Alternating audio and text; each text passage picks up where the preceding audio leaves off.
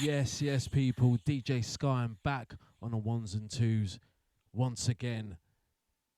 You are here for the Drum and Bass Insight Dream Finder, produced by an artist called Blame.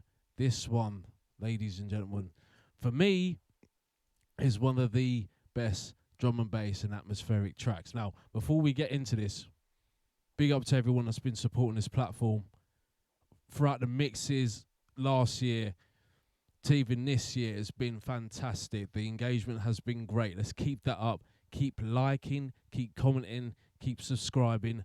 That's what it's about for the latest liquid drum and bass, atmospheric mixes, dubstep, and of course UK garage. Now, guys, this one came off EP done by the man himself, Blame, who was at first a house producer but turned his talents towards jungle and drum and bass. This is one of the most atmospheric tracks I can remember. Hear this intro. Hear the darkness come in now. Absolute metonic intro here. Now I'm gonna leave it now for the jungle to kick in. Here we go.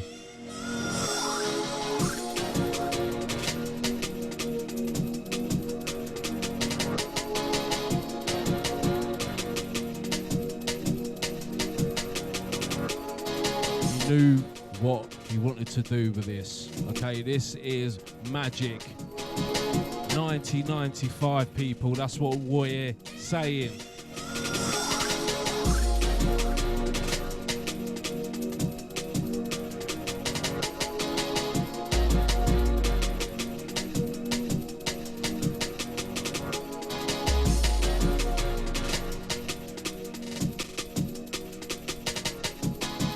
Now here comes the drop, of course. Indeed. Here we go.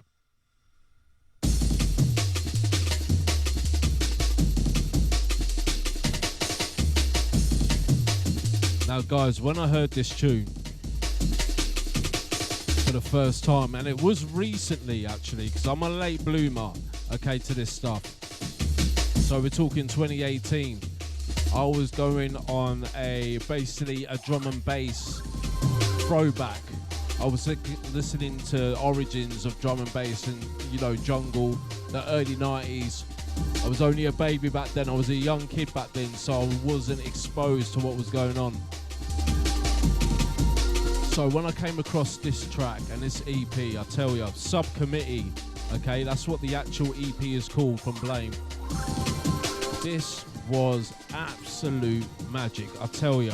And I will be playing some of the other tunes that were featured on this album as well.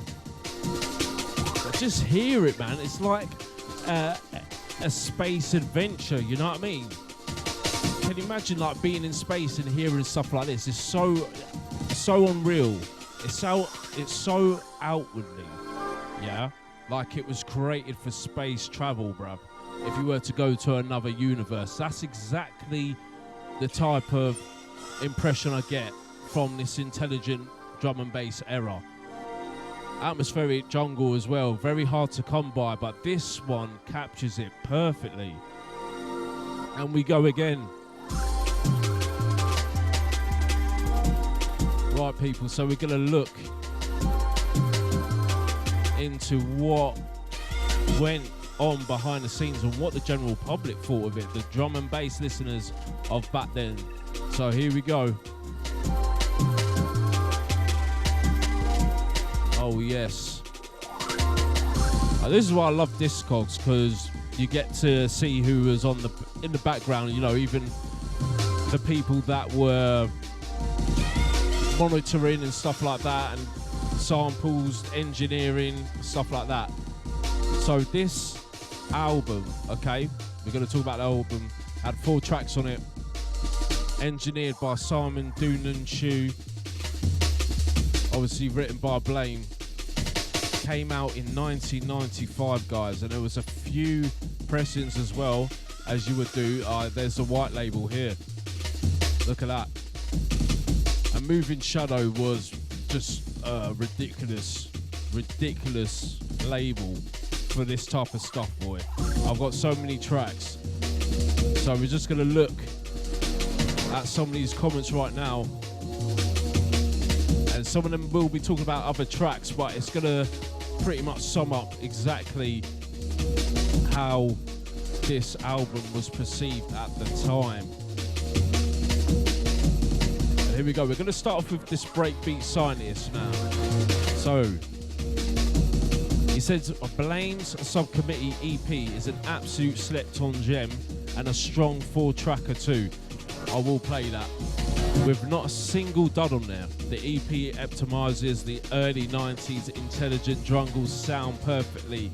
Cannot agree more. With strong Detroit techno influences appearing on many of the tracks.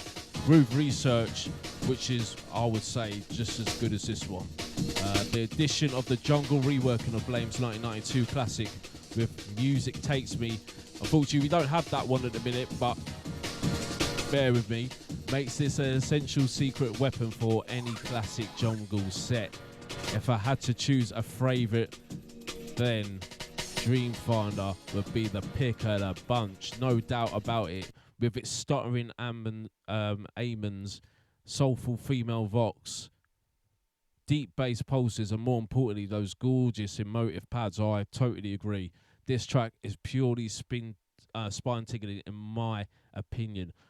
That pretty much summed up how I think about this tune. It was an absolute gem. A lot of love for Groove Research, people. A lot of love for Groove Research, which I will be playing in a minute. So this one here is talking about Groove Research and the impact. I think it might have been his favourite tune on there. But the we're going to start off with Pen Mont and his insight as well. The Groove Research track is a special tune for me on this EP. Will never tire of it. The rest of the tunes are also decent, including a rare excursion into Amens from Blame. Can't actually think of another one he's done. But this whole EP seems to have got a little lost and released in 95. And do you know what? In some ways, it's true, because I don't think Blame and this particular album gets the respect it deserves. I have to admit, I think it was, when I first heard it, I envisioned just the impact it had on the jungle and the drum and bass scene, and it was dead in the middle of like pretty much both of those genres. So it is quite underrated in my opinion, this whole thing, this whole album and its kind of impact on the scenes.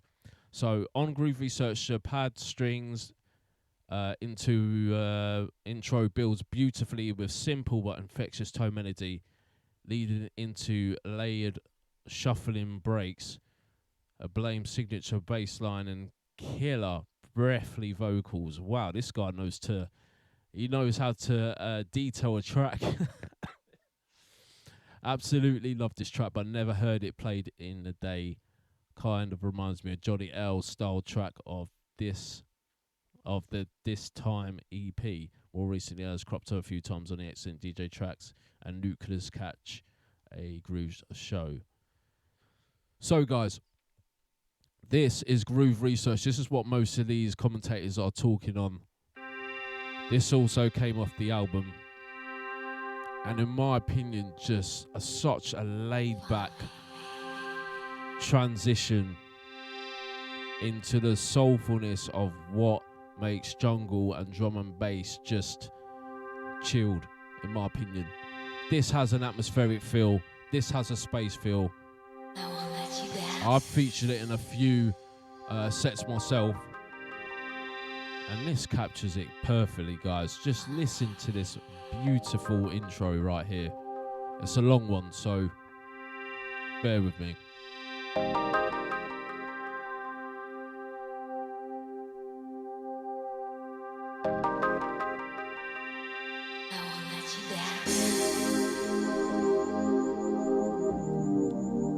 Just hear that. Sets the tone beautifully. I tell ya. This is a gem of a track, my gosh. And just hear this beautiful jungle pad. Here we go.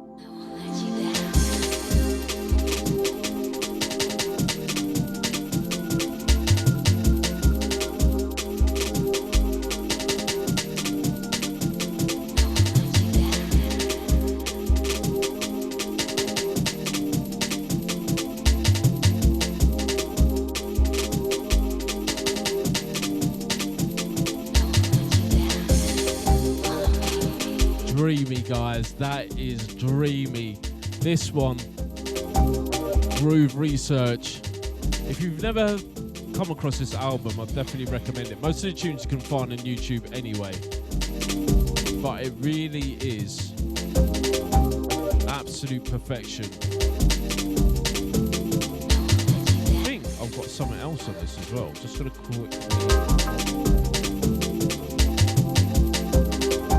quickly look at that.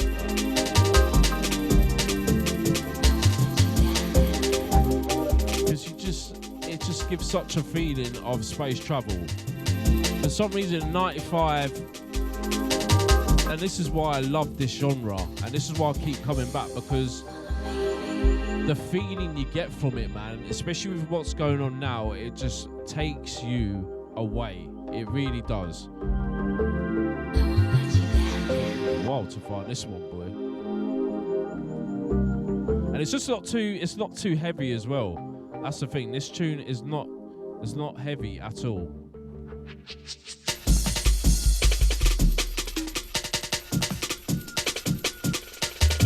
Okay.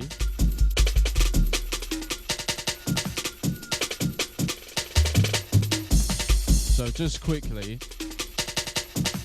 I randomly put this in Who Sampled, and I think most drum and bass guys will know that this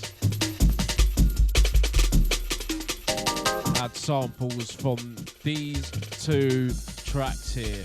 Okay, now for people that know about their drum and bass, there is a loop of chords, okay, in both of these tunes.